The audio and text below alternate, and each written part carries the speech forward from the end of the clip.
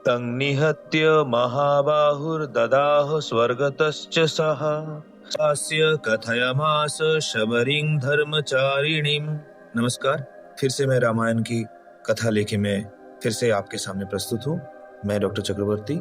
ये जो रामायण की जो इस पड़ाव में जब कबंध की वध हो जाता है तब क्या होता है, आपने पहले अगर कहानी सुना होगा तो उस कहानी में हमने ये बताया था कि सीता के साथ राम जब वनवास में आते हैं तो उसके बाद सीता की अपहरण हो जाती है और उसके बाद इन्होंने आगे चलते चलते सीता को ढूंढते ढूंढते कबंध नाम के एक राक्षस की मुलाकात होता है, जिनकी ये लड़ाई होती है और राम के हाथों में उसकी वध हो जाता है। तो यहाँ पे तंग निहत्य मतलब उसके निहत करके, उसको जो हत्या करके उसको वध करके, महाबाहु यहाँ पे राम को बोला जा रहा है। ददाह मतलब उसको जलाया गया, स्वर्गतश्च स्वर्ग में जाने के लिए। मतलब जब कबंध की वध हो गया तो कबंध की संस्कार जो उसकी जो क्रियाक्रम है, जो भी करना है वो राम ने ही किया, उन्होंने ही जलाया उसकी शरीर को और उसकी स्वर्ग प्राप्ति की कामना उन्होंने किया। तो जाते वक्त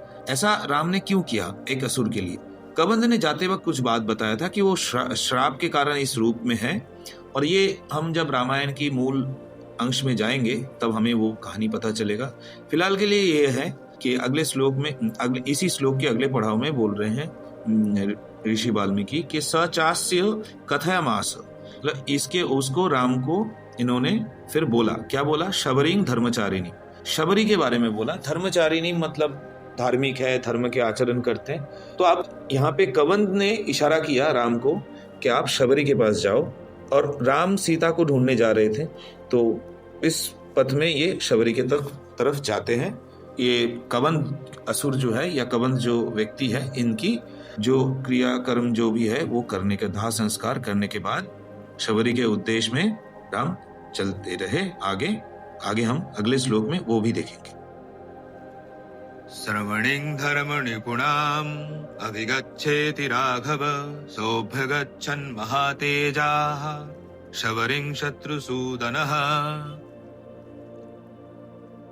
ये श्लोक 57 नंबर श्लोक है। इसमें फिर से वही शबरी की बात हो रही है, जो शबरी धर्मचारिणी पिछले श्लोक में कहा गया था, यहाँ पे धर्म निपुणाम कहा गया है। एक ही बात है।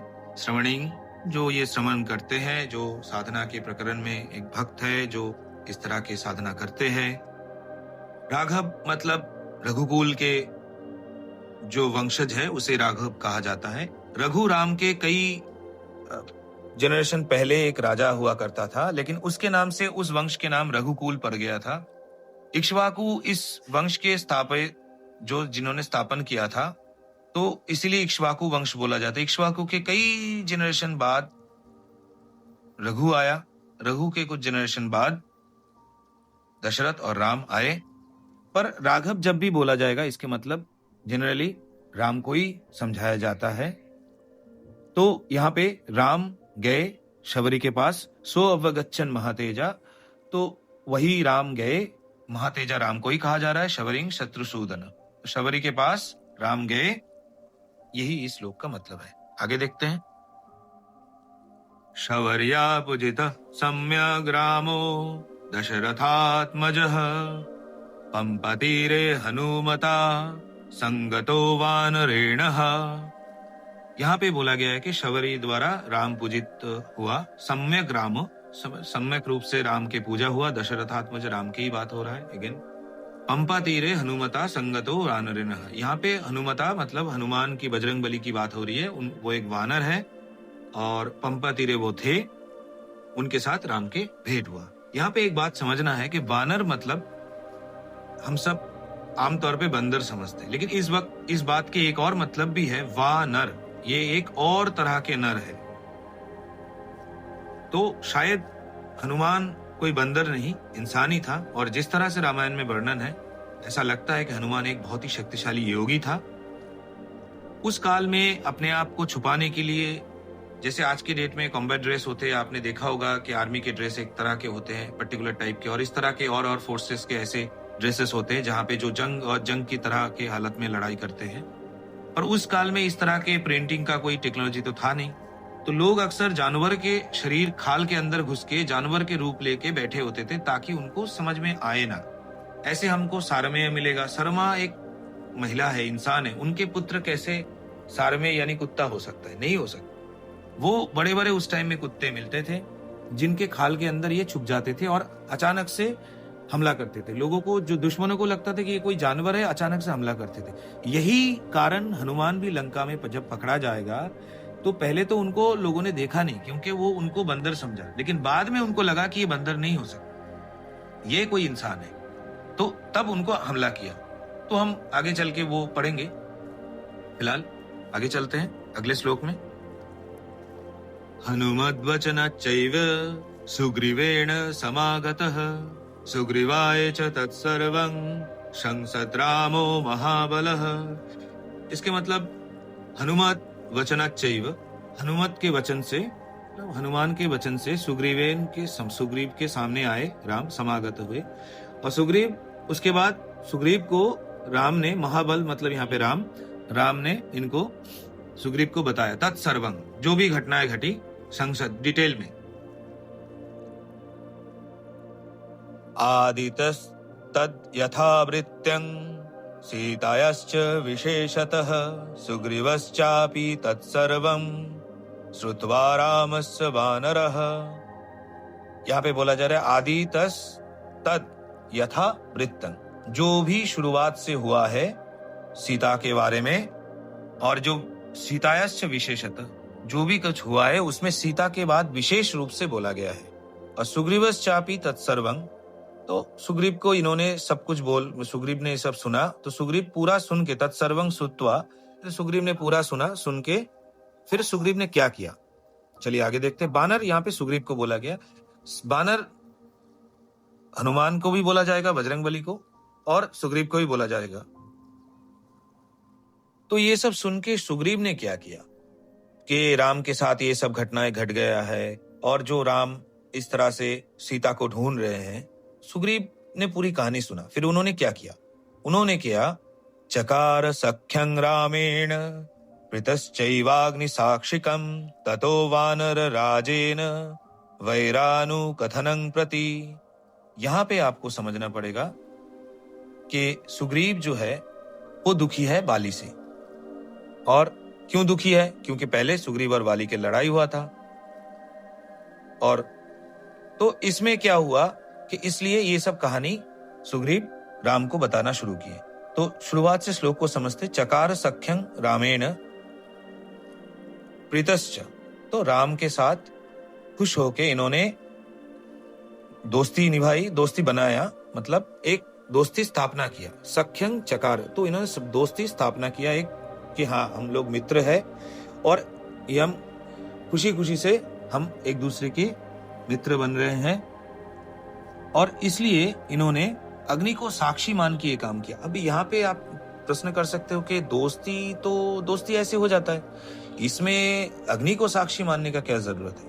तो देखिए ऐसा है, यहाँ पे राम एक राजा है और सुग्रीव भी एक राजा बनने की कोशिश कर रहा है, जिनको बाली को अगर उन्होंने वध कर पाया तो सुग्रीव राजा बनेगा। तो बाली को वध करके सुग्रीव राजा बनना चाह रहे, और राम रावण के साथ युद्ध करके सीता को वापस लेके आना चाहते हैं, लंका पे विजय प्राप्त करना चाहते हैं। तो यहाँ पे दो राजाओं के बीच में एक समझौता हो रहा है। तो अब इसीलिए इसको अग्नि को साक्षी मान के इसमें सील लगाया गया। जैसे आज के डेट में हम कोर्ट के एग्रीमेंट करते हैं, उस वक्त में अग्नि को साक्षी मान के ही, आप देखिएगा हिंदू धर्म में अग्नि को साक्षी मान के हम बहुत सारे काम करते हैं, और हम मानते हैं कि ये पवित्र है और ये शुद्ध है और ये इस वचन को निभाना पड़ेगा। तो जैसे शादी विवाह में होते हैं, अग्नि को साक्षी मान के किया जाता है। तो इस तरह से अग्नि को साक्षी मान के राम और सुग्रीव ने एक अपने सख्य स्थापना किया कि हाँ हम दोनों मिलके एक साथ काम करेंगे। तो सुग्रीव ने बोला ठीक है, मैं आपको जरूर हेल्प करूंगा, लेकिन पहले आपको मुझे हेल्प करना पड़ेगा। बोला कैसे?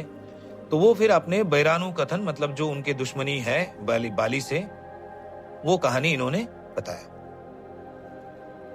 बानर राजे ने, यहाँ पे बानर राज ये बाली को कहा जा रहा है, क्योंकि उस वक्त राज तो बाली कर रहा था। रामाया वेदितं सर्वं प्रणयात् दुःखितेन च प्रतिज्ञातं च रामेण तदा बाली वधं प्रति। यहाँ पे राम के जो भी चीजें रिलेटेड था इस घटना से, जो उनका अवेदित था, उनको पता नहीं था, जो भी घटनाएं हैं, तो सब कुछ राम को बताया गया। सर्वं प्रणयात् दुःखितेन च, जो भी इनके प्यार था। अच्छा, प्रणय, इसमें प्यार की क्या बात हो गया? तो यहाँ पे एक मीनिंग ये हो सकता है कि दुख से प्रणय, राम के साथ जो उनकी प्रणय है या दोस्ती है, पर ऐसा यहाँ पे लगता नहीं है। यहाँ पे दो बात है। एक तो इन्होंने बाली को हरा के एक बार तारा से शादी कर लिए थे। तारा बाली की पत्नी है। अब क्या हुआ, इनका तारा से प्रणय था, लेकिन फिर क्या हुआ, बाली ने सुग्रीव को लड़ाई किया, सुग्रीव से। सुग्रीव वहां से भाग गया। वहां से भाग के कहां गया वो हम आगे आएंगे, लेकिन घूम घाम के फिर जो उन्होंने इधर उधर गए, बाली से दूरी भागने की कोशिश किया, और एक जगह वो टिके नहीं, वो पूरी दुनिया के चक्कर लगाए थे उस वक्त। उसकी भी वर्णना है आगे, पर ये तो जस्ट एक जिस्ट है जो नारद बता रहे हैं वाल्मीकि को। और प्रणय तारा से था उनका, और दुख जो है ये है कि बाली ने उनको वहां से भगा दिया। भगा क्या दिया, उनको लड़ाई में उनको मार ही देता, लेकिन जो भी है, सुग्रीव भी वीर है, तो वो वहां से चला गया। तो ये सब कहानी उन्होंने राम को बताया, और ये सुन के राम ने क्या किया, प्रतिज्ञातं च रामेण तदा बाली वधं प्रति। तो बाली को वध करने के लिए राम ने प्रतिज्ञात हुआ, मतलब उन्होंने प्रतिज्ञा किया कि हाँ मैं ये करूंगा। ये बात सुग्रीव ने सुना, लेकिन सुग्रीव को पूरा विश्वास नहीं हुआ। वो अगले श्लोक में हम देखेंगे। बालिनश्च वलं तत्र कथयमास वानरः सुग्रीव शंकितश्च आसे नित्यं वीर्येण राघवे। यहाँ पे बालिनश्च वलं तत्र, मतलब उस बाली का जो वल है, कथयमास वानर, वानर मतलब सुग्रीव। सुग्रीव कह रहा है कि बाली का वल के बारे में, सुग्रीव शंकितश्च, सुग्रीव शंकित भी है, मतलब डाउटफुल है, उनको संदेह है। क्या राम कह रहा है कि हाँ मैं बाली को वध कर दूंगा? अरे वाली को तो रावण ने वध नहीं कर पाया, ये राम बोल रहा है कि वाली को वध कर देगा। तो ये तो फिर शंका है उसके मन में।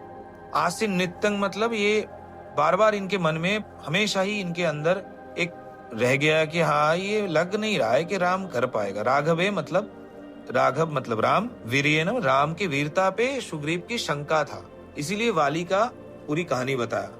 कई चीजें, उसके बलशाली कितना है, क्या क्या उन्होंने लड़ाई किया, कई चीजें बताया उन्होंने। राघव प्रत्ययार्थं तु दुंदुभे कायमुत्तमं दर्शयामास सुग्रीव महापर्वत सन्निभम। यहाँ पे राघव के प्रत्ययार्थ मतलब राघव को समझा देखने के लिए कि राघव कितना, मतलब बोल तो रहा है बाली को वध कर देगा, लेकिन चलो बोलने वाली बात अलग है, करने वाली बात अलग है, क्या ये कर पाएगा? इसीलिए उन्होंने दुंदुभी का शरीर दिखाया, और वहां पे दुंदुभी का हड्डी वगैरह पड़ा हुआ था। दुंदुभी को उन्होंने, वाली ने वध करके उसकी बॉडी वहीं फेंक रखा था, और उसके पर्वत समान, महापर्वत सन्निभम, पर्वत समान इसकी शरीर है। और दर्शय सुग्रीवो दर्शयमास, सुग्रीव ने वो दिखाया।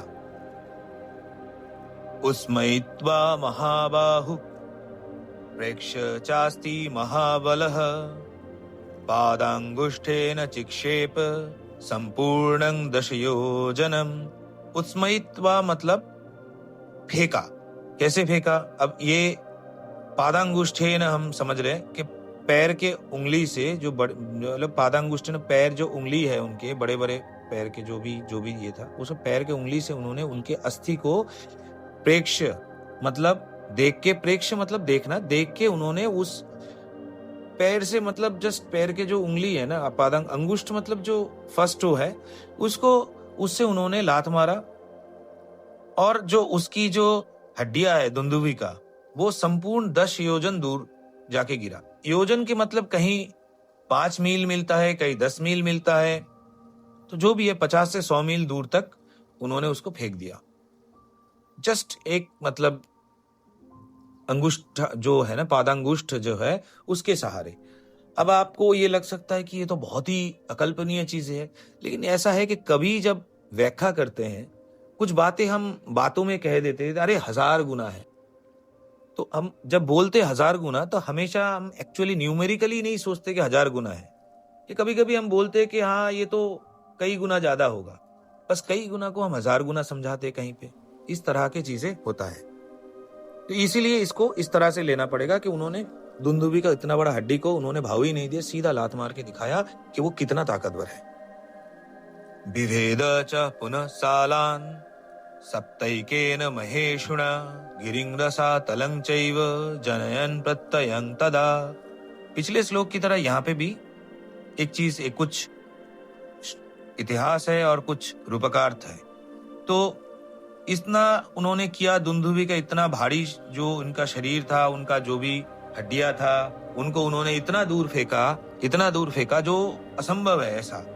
और उन्होंने ऐसा असंभव फेंका, मैं ये नहीं कह रहा हूं कि 10 योजन फेंका, लेकिन वो एक रूपक है, एलिगरी है, लेकिन उन्होंने बहुत दूर फेंका। अब इसके बाद इससे भी सुग्रीव को भरोसा नहीं हुआ। फिर इन्होंने साल, एक पेड़ होता है टीक, तो उस तरह के साल, संगवान होता है ना, इस तरह के होता है। तो ये साल के पेड़ है और इस साल के 7 पेड़ को एक ही तीर से, महेशुना मतलब एक तीर, एक बहुत बड़ा तीर से 7 साल के पेड़ को इन्होंने एक बार में काट दिया। ये धनुष चलाते थे, आपको सबको मैंने पहले ही बताया, धनुर्वेदे च निष्ठितः, ये राम जो है। तो इन्होंने धनुर्वेद के ज्ञान के कारण इन्होंने धनुष उठाया, एक बड़ा सा तीर उठाया और सीधा जो 7 साल है वो एक बार में छेद कर काट दिया उन्होंने एक तीर से। बड़ा तीर होगा और शक्तिशाली बाहु है उनके, उन्होंने जितना बड़ा और भारी तीर फेंक सकते हैं और निशाने के साथ, ये और किसी के लिए संभव नहीं था उस काल में। तो उन्होंने ऐसा करके दिखाया और ऐसा लगा जैसे कि गिरी और रसातल हर जगह छेद हो गया, हर जगह के उन्होंने विभेद कर दिया। तीर जो है सीधा पहाड़ से रसातल तक चला गया, ऐसे लगा। जनयन प्रत्ययन तदा, लोगों को लगा हाँ ऐसा तो है। फिर लोगों के मन में प्रत्यय आया, विश्वास आया कि हाँ राम तो वाली को वध कर सकते हैं। यहां तक आगे चलते हैं। फिर ततः प्रीतमनश्चैव विश्वतश्च महाकपिः किष्किन्धं राम सहितो जगाम च गुहं तदा। इसके मतलब ततः मतलब उसके बाद, प्रीतमनश्चैव खुश हुए, खुश मिजाज होके, विश्वस्तश्च विश्वास करके, महाकपि ये सुग्रीव की बात कहा जा रहा है। महाकपि मतलब बानर है अगेन। तो ये इनको जो है बोला जा रहा है कि इनका जो खुश हुआ, इनको कॉन्फिडेंस आया, इनको लगा कि हाँ अब तो लग रहा है कि राम तो कर ही सकते हैं। तो फिर इन्होंने किष्किंधा में राम को लेके एक गुहा में चले गए। जगामच गुहं तदा, एक गुहा, किष्किंधा पहाड़ में एक गुहा है, एक जहां पे सुग्रीव रहता था, वहां पे उनको लेके चला गया। अब तक हमको ये याद रखना चाहिए कि सुग्रीव के पास लेके आया था बजरंगबली ने, और ये फिर उसके बाद सुग्रीव के साथ इनका वार्तालाप हो रहा था। वार्तालाप के बाद बाली को वध करना चाह रहे थे और सीता को वापस लेना चाह रहे थे। राम चाह रहे थे सीता को वापस मिल जाए, लंका पे विजय पाए, उसके लिए लंका पे विजय पाना आवश्यक था। और सुग्रीव कह रहे कि मैं तो हेल्प आपको कर सकता हूँ, लेकिन फिर मेरे को राजा बनाओ तभी तो मैं कर पाऊंगा। वाली तो मेरा बहुत ही नुकसान कर रखा है, मतलब तारा को भी ले लिया और फिर वो भी चला गया। एक्चुअल में तारा तो वाली का ही पत्नी थी, पर सुग्रीव के साथ उनका प्रणय हो गया और सुग्रीव ने उनको शादी कर लिया। फिर वाली ने उनको मार के भगा दिया, युद्ध हुआ, फिर वो सुग्रीव भटकता रहा। फिर इन्होंने ये सब और फिर ये सब कहानी राम को बताया और राम ने भी सीता की अपहरण और अयोध्या के और कहानियां सब बताए। तो फिर इन्होंने दोनों मिलकर अब एक गुफा में चले गए, जहां पे जिस गुहा में ये लोग रहते थे। ये लोग मतलब सुग्रीव और उनके साथ कुछ लोग। ततो गर्जत हरिवरः सुग्रीवो हेम पिंगलः तेनुनादेन महता निर्जगाम हरीश्वरः। यहाँ पे देखिए हरिवर बोला गया, हरीश्वर बोला गया। हरिवर ने गर्जन किया, ततो मतलब उसके बाद इन्होंने गर्जन किया। किसने किया? हरिवर ने। हरिवर कौन है? सुग्रीव है। अच्छा, उनको श्रेष्ठ वानरों में श्रेष्ठ कहा गया है। एक मतलब अच्छा है, वर मतलब श्रेष्ठ, वानरों में श्रेष्ठ है या जो भी है। हेम पिंगल क्योंकि इनके जो जैसे हेम मतलब सोना है और सोना जैसे हम देखते पीला कलर के होते, तो इस तरह के उनके रंग हैं। और ऐसे सुग्रीव जो है उसकी जो आवाज है सुना, उन्होंने जो गर्जन किया, तेन नादेन महता, इतना जोर से उन्होंने आवाज किया, तो निर्जगाम मतलब इन्होंने निर्गत हुआ। कौन निर्गत हुआ? वहां से उस जगह पे आए। कौन आए? हरीश्वर, जो मतलब वानरों के राजा है। ईश्वर मतलब यहाँ पे राजा। तो वानरों के राजा कौन है? वाली है। वाली उस वक्त में राजा है। तो वाली इनके सुग्रीव ने जाके, अब उनको कॉन्फिडेंस आ गया, उनको लग गया कि हाँ अब तो राम तो कर ही लेगा। तो अब सुग्रीव ने चिल्लाया जाके, आए वाली निकल आ, देख लेते तेरे को, ऐसे करके कुछ इन्होंने चिल्लाया। वाली भी बाहर आ गया। वाली बाहर आया तो ये आगे चलते, आगे की श्लोक में बताते। अनुमान्य तदा तारां सुग्रीवेण समागतः निजघान च तत्रेणं शरेणैकेन राघवः। तो यहाँ पे ये बोला जा रहा है, अनुमान्य तदा तारंग, तारा से परमिशन लिया इन्होंने, अनुमति लिया बाली ने, फिर सुग्रीव के सामने आया, समागत सुग्रीव के सामने आए। और निजघान मतलब हत्या हुई, किसका? च तत्रेण, इनके जो हत्या हुए बाली का वध हो गया। कैसे? राघव ने किया, शरेण एकेन, मतलब एक शर से ही वाली का वध कर दिया राम ने। तत सुग्रीव वचनाद्वत्वा वालिनम आहवे सुग्रीवमेव तद्राज्ये राघव प्रत्यपादयत्। इसके बाद क्या हुआ? तत्व मतलब इसके बाद फिर सुग्रीव के वचन जो था, उस वचन से हत्वा वालिनम आहवे, आहवे युद्ध में, तो युद्ध में वाली को वध किया राम ने। सुग्रीवमेव तद्राज्ये, सुग्रीव को फिर उसी राज्य में, तद्राज्य उसी राज्य में राघव प्रत्यपादयत्, राघव मतलब राम, राम ने उनको प्रत्यपादन किया, मतलब उनको उस राज्य में फिर राजा बना दिया। तो बाली वहां पे राजा था, बाली का वध हो गया, तो अब सुग्रीव उस राज्य को संभाल रहे हैं। और सुग्रीव तारा से फिर शादी कर लेते हैं। हम जब रामायण को पढ़ेंगे तब हमको वो भी पता चलेगा। तो सुग्रीव जो है बाली को वध करने के बाद राजा बन जाते हैं।